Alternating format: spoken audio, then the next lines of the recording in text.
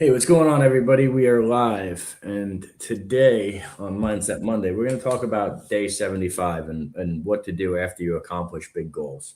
And for those of you that might not know what that means, when we say that, we're talking about the 75 hard mental fitness or mental strength conditioning that we do often. And all that is 75 days straight of two workouts a day, at least 45 minutes. They have to be 4 hours apart and one has to be outside no matter the conditions.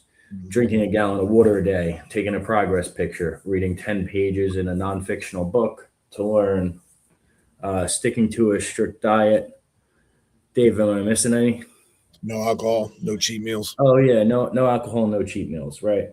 And so I've been doing this once a year, every year since it came out, sometimes twice a year, right? And it is an amazing way to get yourself back on track. In fact, I actually feel better mentally when I'm on this than any other time. And I was telling Dave before we started, I just stopped. I was 20 days in. I reset myself yesterday, and I reset because I wasn't going through with the right intent, right? Just kind of coasting because I've done it so many times. Mhm. And so I wanted to kind of flip it and do it with the proper intent.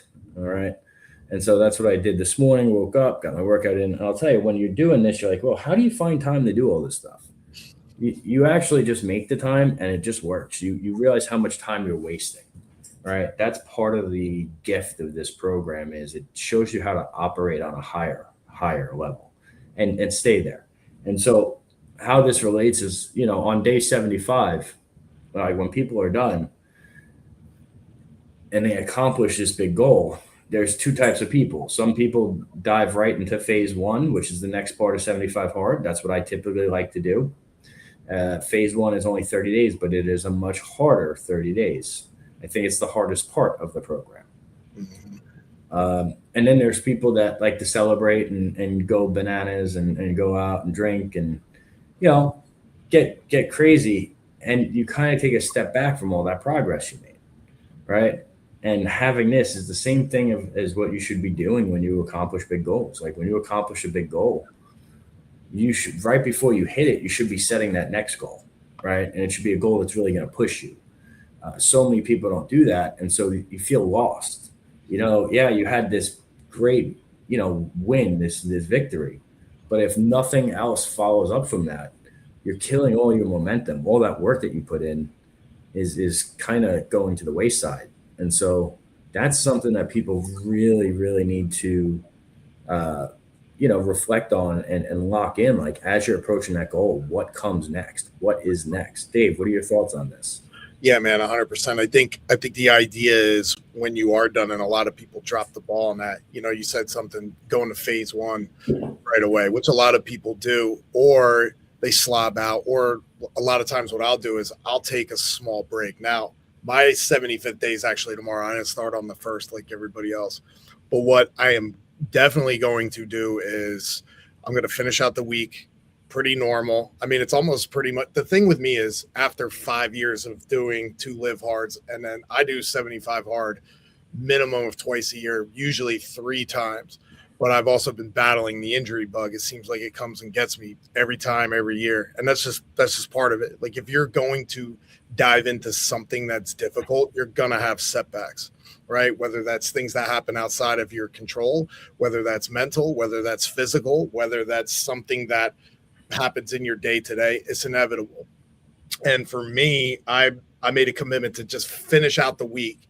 I could easily finish tomorrow and I could take off Wednesday, Thursday, and Friday. I need to. My body is just it's seriously killing me. I feel I got a partial tear in my pec, my elbow's banged up, my shoulder feels feels really clickety like it needs WD-40, and my feet are literally on fire. Like I'm not making this up, man. So like I used to push through that and not listen to my body. And then it's cost me over the years. I had Achilles tendonitis to where I had to spend 3 months in physical therapy to get that right.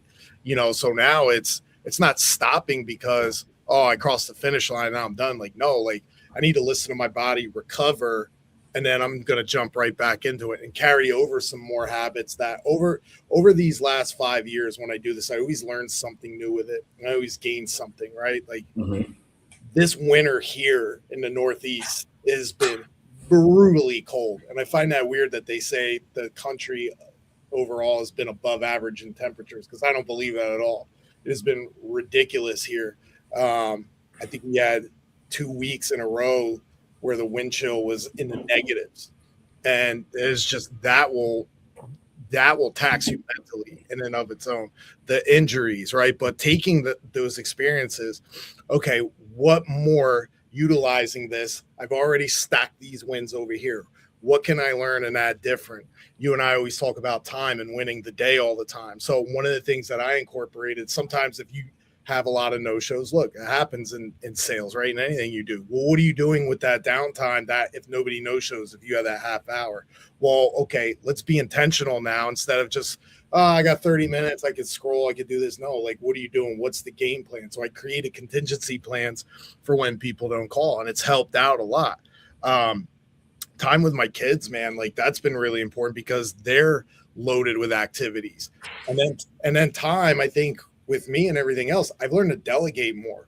You know, I think that was a big thing that a lot of people always have a hard time, is just when you get so used to having control of something and then letting it go, right? You know, like bringing somebody in to handle minute tasks. It was a big thing. Well, it's creating more time in order to get the proper things done, in order to dive in, to do revenue making activities, to do activities that are going to push the needle. And that was something that helped me out a lot this year, by divvying up more time to do this, time with my kids, hit other tasks that win, and get the minutia off my plate. Yeah. Oh, for sure, dude. And I'll tell you what, like as I've gotten older, I change the way I train a little bit. Here's what I've added. All right. Usually when I lift at the office, I'm hitting the sauna minimum 20 minutes after. Okay. That's been super helpful. The other thing is, no more than once a week. I hate stretching. I hate it. Like legitimately, I hate it. I think it's boring. And I always try to multitask, right? However, at our age, right, it is super important. So I will do one of my workouts for 45 minutes in deep active stretching, but it's just, that's all it is. And it is annoying. Like I did that last night. Right. I hate that. I much rather go and sit and in my gym and lift weights. Okay. That is much more fun for me. Right. I feel better after. Now, stretching, I do feel better after, and maybe a lot better the next day. But while I'm doing it, it's miserable. Whereas like lifting weights, even though sometimes in the heat of it, it's brutal, you're getting that like instant gratification when you're done. Right. Like, you do a heavier set than normal. You get that, and so that has been a game changer for me. So it's just adjusting and adapting how you train and knowing your body. It is a pain in the ass, though. I mean, absolutely. So, guys, when it comes to goals, right? You don't have to talk. You don't have to listen about how two old men train. But when it comes to goals, make sure you're always setting your next goal before you hit your current goal. Okay.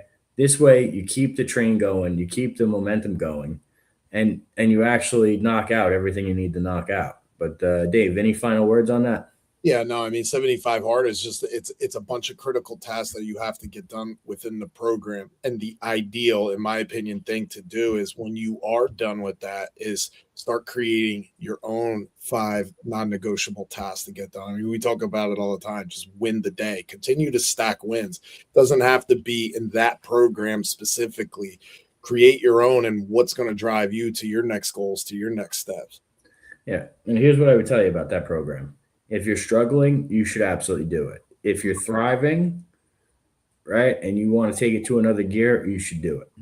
There's really no in between on that, right? When you do it, you're in a better state and you're operating better. And I've said this, I don't know, countless times, but my highest earning periods have always been when I'm on the program. Always. Yeah. So you should perform at a higher level, man. Yeah, and you feel better. like mentally, physically, like all spiritually, all across the board. So appreciate you guys for tuning in. We'll catch you on Financial Fitness Friday. Take care. Be great, y'all.